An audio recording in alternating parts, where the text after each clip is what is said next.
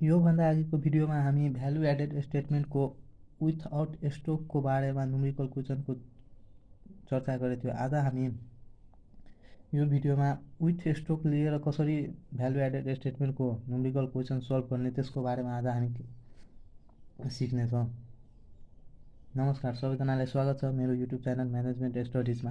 तपाईहरु अहिलेसम्म पनि मेरो च्यानललाई सब्स्क्राइब गर्नुभएको छैन भने कृपया नयाँ हुनुहुन्छ भने सब्स्क्राइब गर्नुहोला, लाइक अनि शेयर पनि गर्नुहोला। आज हामी कुराकानी गर्नेछौँ विथ स्ट्रोक दिएछ भने क्वेसनमा हामी कसरी भ्यालु एडेड स्टेटमेन्टको क्वेसनलाई सोल्भ गर्ने। आजको भिडियोमा हामीले ट्युले 2064 सालमा सोधेको क्वेसनलाई सोल्भ गर्न सिक्छौँ, जुन के छ विथ स्ट्रोक वाला छ। त विथ स्ट्रोक वाला क्वेसन कुन हो भने कसरी चिन्ने भने त्यसको बारेमा पहिला हामी कुराकानी गरौँ। यता हामी क्वेसन लिएछौँ जुन ट्युले 2064 सालमा सोधेको छ। जस्तै यता दिएछ a factory provide the following information. के भनेछ? A factory provide the following information. त्यसपछि यो क्वेसनमा हामीलाई के इन्फर्मेसन दिएछ भने यता दिएछ सेल्स रेभिन्यू, अनि फ्याक्ट्री एन्ड जेनरल एक्सपेन्सेस, त्यसपछि र मेटेरियल पर्चेज, अनि सेलिङ एन्ड डिस्ट्रिब्युसन एक्सपेन्सेस दिएछ, अनि ओपनिङ भ्यालु अफ र मेटेरियल। र यो क्वेसनमा कसरी बुझ्ने कि यो स्टोकवाला हो कि विथआउट स्टोकवाला हो भने हामीलाई ओपनिङ भ्यालु अफ र मेटेरियल दिएकै हुन्छ। ओपनिङ भ्यालु अफ र मेटेरियल अथवा क्लोजिङ भ्यालु अफ र मेटेरियल अथवा closing value of material work in progress and finish goods दिएछ भने हामी के बुझ्ने? यो विथ स्टोकवाला क्वेसन छ। एकपल्ट हामी फेरि बुझिहालौँ। यदि ओपनिङ र मेटेरियल दिएछ अथवा क्लोजिङ र मेटेरियल अथवा closing value of material work in progress and finish goods अथवा opening value of material work in progress and finish goods दिएछ भने हामी के बुझ्ने? यो स्टोकवाला क्वेसन छ। त्यसपछि हामीलाई के दिएछ? एउटा रेन्ट इन्कम दिएछ, वेजेस टु लेबरर्स दिएछ, अनि स्यालेरी टु द स्टाफ दिएछ, अनि depreciation on assets, income tax paid, अनि डिभिडेन्ड एन्ड इन्ट्रेस्ट पेड दिएछ। यता हामीलाई रिक्वायरमा के भनेछ?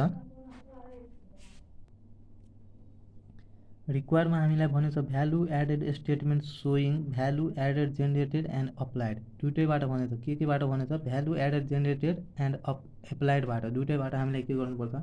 भ्यालु एडेड स्टेटमेन्ट प्रिपेयर गर्नुपर्छ। त अब हामी यो क्वेसनलाई कसरी हामी यसलाई क्यालकुलेसन गर्छौँ त हामी यता सिक्नेछौँ।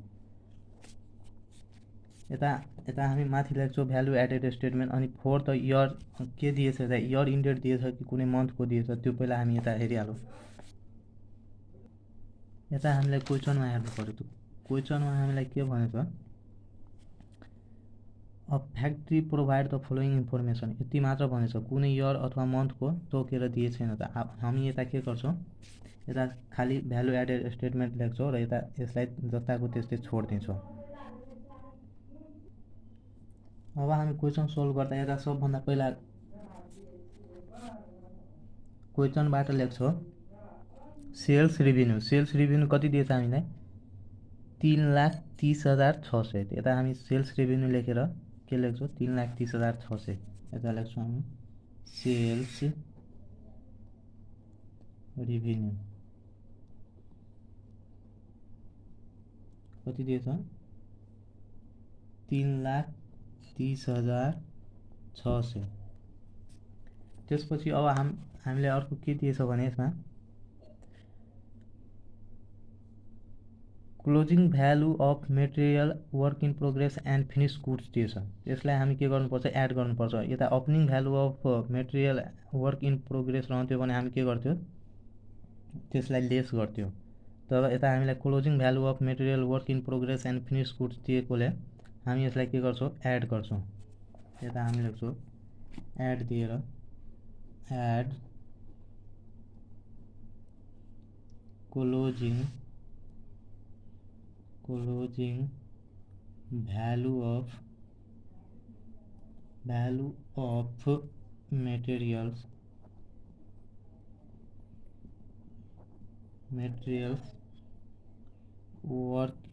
वर्क इन प्रोग्रेस एन्ड के दिन्छौँ? Finish goods. फिनिश गुड्स कति दिएछ हामीलाई 69,600 दिएछ त्यता होइन। क्लोजिङ भ्यालु अफ मेटेरियल कति दिएछ हामीलाई 59,000 दिएछ त्यता हामी लेख्छौँ 59,000 59,000।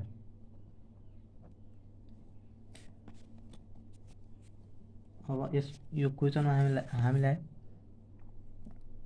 Opening value of material work in progress and finish good दिएको छैन भने हामी यसलाई के गरिदिन्छौँ, अब यसलाई जोड्छौँ। यो जोडेपछि हाम्रो के आउँछ, भ्यालु अफ प्रोडक्सन्स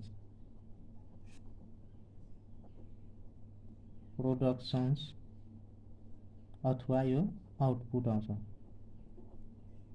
आउटपुट। तो यो हाम्रो कति आयो 3,30,600 प्लस गर्छौँ 59,000 त हाम्रो आयो 3,89,600 त्यता लेख्छौँ 3,89,600।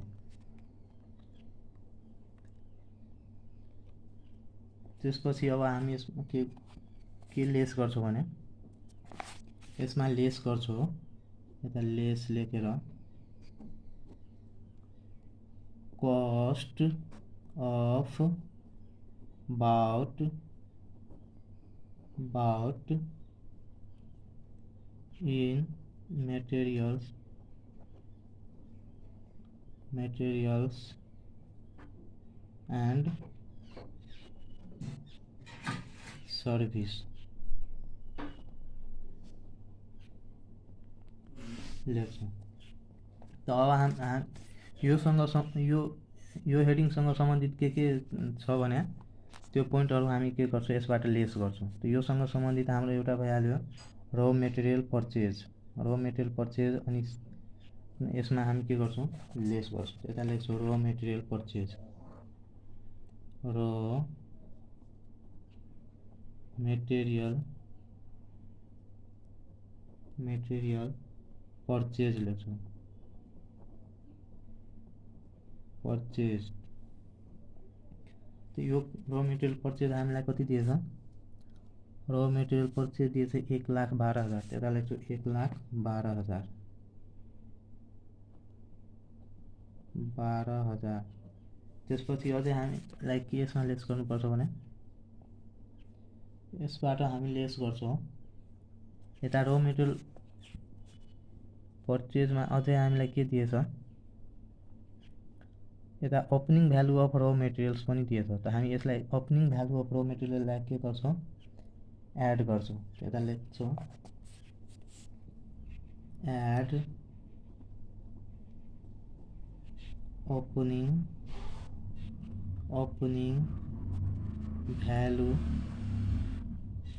अफ र मेटेरियल।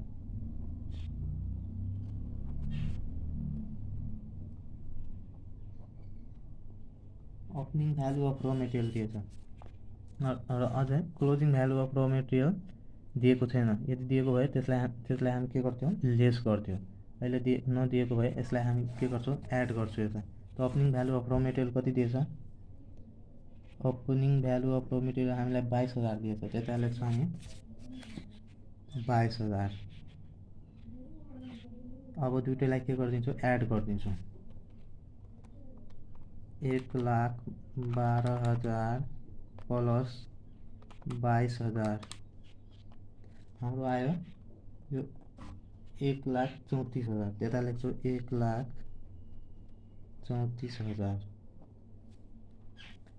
अब यसमा हामीलाई के यो आयो, हाम्रो 1,34,000 यो आयो कस्ट अफ मेटेरियल कन्ज्युम आयो। यो के आयो, कस्ट अफ मेटेरियल कन्ज्युम। त्यता लेख्छौँ कस्ट अफ मेटेरियल्स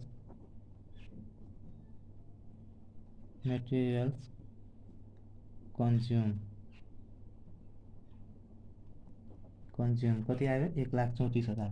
यसबाट अब हामी लेस गर्छौँ फ्याक्ट्रीसँग रिलेटेड एक्सपेन्सेसहरू। यता हामी लेस गर्छौँ के दिएछ फ्याक्ट्रीसँग एक्सपेन्स रिलेटेड। त्यता हाम्रो छ एउटा भइहाल्यो सेलिङ एन्ड डिस्ट्रिब्युसन एक्सपेन्सेस, अनि अर्को के भइहाल्यो फ्याक्ट्री एन्ड जेनरल एक्सपेन्सेस। यसलाई हामी के गर्छौँ लेस गर्छौँ। पहिला हामी लेख्छौँ factory and general expenses. Factory and general expenses कति दिएछ, फ्याक्ट्री एन्ड जेनरल एक्सपेन्सेस दिएछ 69,600। त्यता लेख्छौँ factory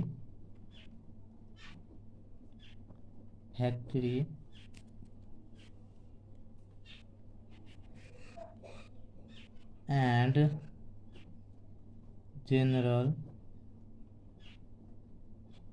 general expenses. Factory and general expense कति दिएछ 69,600। त्यता हामी लेख्छौँ 69,600। त्यसपछि हामीलाई अर्को के दिएछ सेलिङ एन्ड डिस्ट्रिब्युसन एक्सपेन्सेस कति दिएको थियो 39,200। त्यता लेख्छौँ सेलिङ एन्ड डिस्ट्रिब्युसन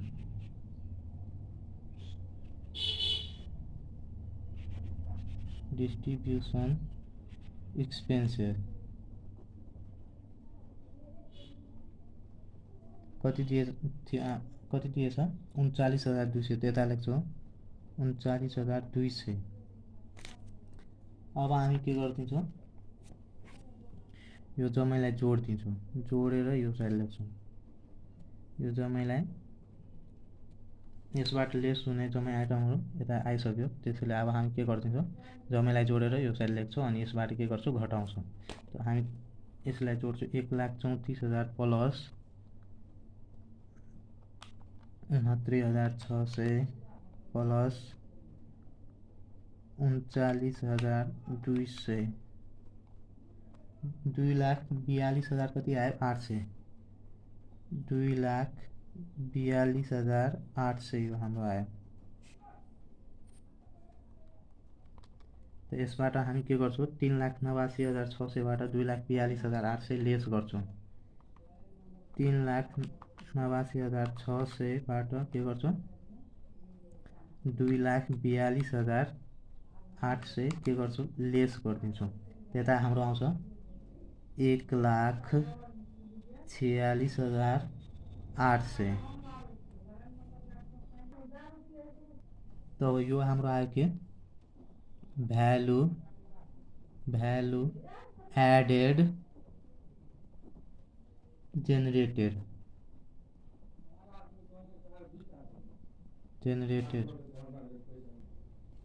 तो क्वेसनमा दिएको थियो भ्यालु एडेड जेनरेटेड 1 पार्ट थियो, हामीले के गर्यो क्याल्कुलेसन गरिहाल्यो। त्यहाँ भनेको थियो रिक्वायरमा value added statement showing value added generated. त्यतासम्म हामी निकालिहाल्यो। अब के निकाल्छौँ एप्लाइड निकाल्छौँ। यसमा अझै हामी के एड गर्छौँ हामीलाई कुनै इन्कम दिएछ भने कतै इन्भेस्ट गरेछौँ अथवा कुनै सोर्सबाट हामीलाई इन्कम प्राप्त भएछ भने त्यो हामी के गर्छौँ यता एड गर्छौँ। त्यो एउटा हाम्रो यो क्वेसनमा एउटा के दिएछ इन्कम दिएछ। इन्कम के दिएछ भने रेन्ट इन्कम दिएछ। रेन्ट इन्कम हामी के गर्छौँ पहिला एड गर्छौँ, यता एड गर्छौँ। यता हामी के गर्छौँ भ्यालु एडेड जेनेरेटेडमा इन्कम एड गर्छौँ के लेखेर एड गर्छौँ रेन्ट रिसिभ्ड लेखेर। हामीलाई के दिएछ रेन्ट इन्कम दिएछ। रेन्ट इन्कम कति दिएछ 5500। त हामी यता के गर्छौँ रेन्ट एड लेखेर रेन्ट रिसिभ्ड लेख्छौँ। रेन्ट रिसिभ कति दिएछ 5500। यता 5500 के गर्छौँ एड गर्छौँ। यता हामी टोटल के लेख्छौँ। अब यो हाम्रो आयो टोटल भ्यालु एडेड। के आयो टोटल भ्यालु एडेड आयो एडेड।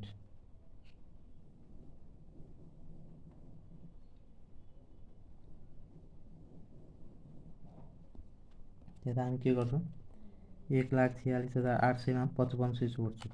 5500 यो हाम्रो आयो 1,52,300 टोटल भ्यालु एडेड। यसमा अब हामी के लेख्छौँ, एप्लाइड पनि भन्ने छ हामीलाई, यता हामी लेख्छौँ applied as flow, applied as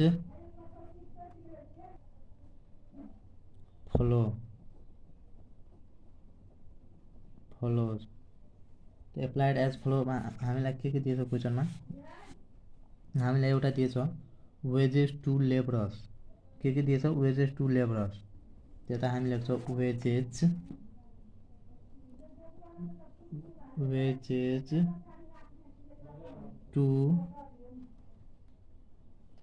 wages to labourers, यता लेख्छौँ LABOURES लेबरर्स। कति दिएछ हामीलाई, वेजेस टु लेबरर्स दिएछ हामीलाई 81,200, त्यता लेख्छौँ 81,000, यता डाइरेक्ट लेख्छौँ हामी 81,200। त्यसपछि हामीलाई अर्को के दिएछ, अर्को दिएछ salary to the staff, salary के दिएछ, स्यालेरी टु द स्टाफ कति दिएछ 15,200, त्यता लेख्छौँ स्यालेरी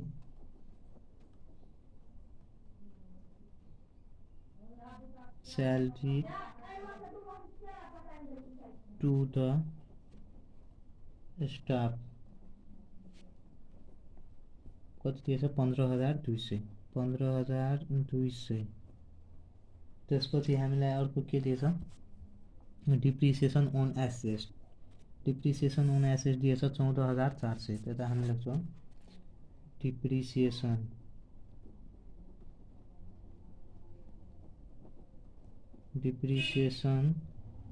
अन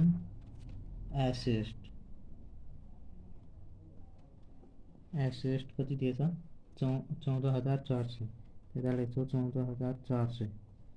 त्यसपछि अर्को हामीलाई दिएछ income tax paid, income tax paid कति दिएछ 7,200, त्यता हामी लेख्छौँ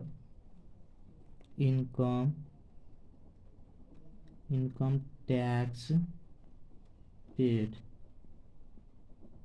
7,200 दिएछ, त्यता लेख्छौँ 7,200। त्यसपछि अर्को हाम्रो लास्ट के दिएछ, डिभिडेन्ड एन्ड इन्ट्रेस्ट पेड, त्यता लेख्छौँ हामी डिभिडेन्ड एन्ड इन्ट्रेस्ट पेड कति दिएछ, डिभिडेन्ड एन्ड इन्ट्रेस्ट पेड दिएछ हामीलाई 10,800, त्यता लेख्छौँ 10,800। अब हामीलाई के गर्नुपर्छ भने यो टोटल भ्यालु एडेड, यताको टोटल भ्यालु एडेड र यताको जुन आउँछ टोटल भ्यालु एडेड, त्यो दुइटै के हुनुपर्छ, इक्वल हुनुपर्छ।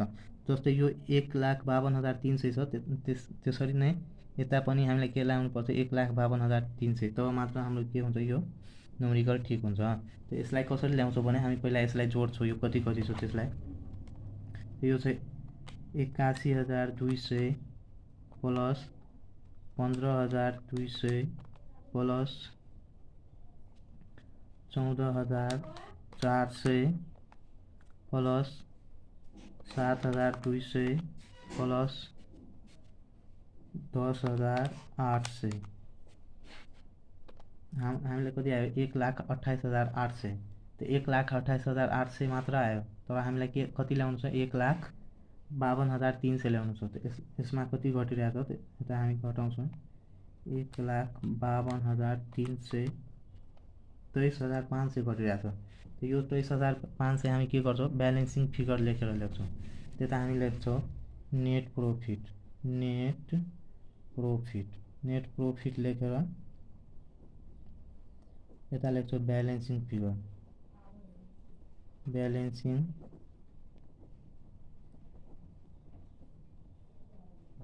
फिगर कति घट्यो थियो हामीलाई 23,500, त्यता लेख्छौँ 23,500। जति खर्च त्यति नेट प्रॉफिट लेखेर अनि ब्यालेन्सिङ फिगर यसलाई नै लेखेर हामी के लेख्छौँ 23,500, जति खर्च त्यति रकम यता हामी लेखिदिन्छौँ। अब हामी टोटल गरिदिन्छौँ, टोटल गरेर यो हाम्रो के आयो, इक्वल आइहाल्यो। यता लेख्छौँ टोटल भ्यालु एडेड कति आयो यो पनि हामीलाई यता कति आइहाल्यो 1,52,300 यो टोटल भ्यालु एडेड र यो टोटल भ्यालु एडेड के भइहाल्यो अब इक्वल भइहाल्यो। कसरी इक्वल गर्यो हामी नेट प्रॉफिट ब्यालेन्सिङ फिगर राखेर जति अमाउन्ट घट्यो त्यतिले हामी के गर्यो इक्वल गर्यो। त हामीलाई यता एन्सर पनि कति दिएछ टोटल भ्यालु एडेड 1,52,300 त हाम्रो एन्सर पनि मिल्यो। यसरी नै हामी के गर्छौँ विथ स्टोक वाला क्वेसन सोल्भ गर्छौँ र कसरी हामी विथ स्टोक वाला क्वेसन हो भने बुझ्छौँ भने हामीले यदि क्वेसनमा रो मेटेरियल ओपनिङ स्टोक दिएछ भने अथवा क्लोजिङ स्टोक दिएछ भने अथवा वर्क इन प्रोग्रेसको ओपनिङ स्टोक अथवा क्लोजिङ स्टोक दिएछ भने त्यो हेरेर नै हामी के बुझ्छौँ यो स्टोक वाला क्वेसन हो। त आजको भिडियोमा यति नै। योभन्दा अघिको भिडियोमा हामीले विथआउट स्टोक वाला क्वेसन गरिसकेछौँ। अब आउने भिडियोमा योभन्दा अझै डिफ्रेन्ट खाले क्वेसन एक्जाम ओरिएन्टेड क्वेसन गर्नेछौँ। तबसम्म तपाईँहरू यदि मेरो च्यानल नयाँ हुनुहुन्छ भने सब्सक्राइब गर्नुहोला। धन्यवाद।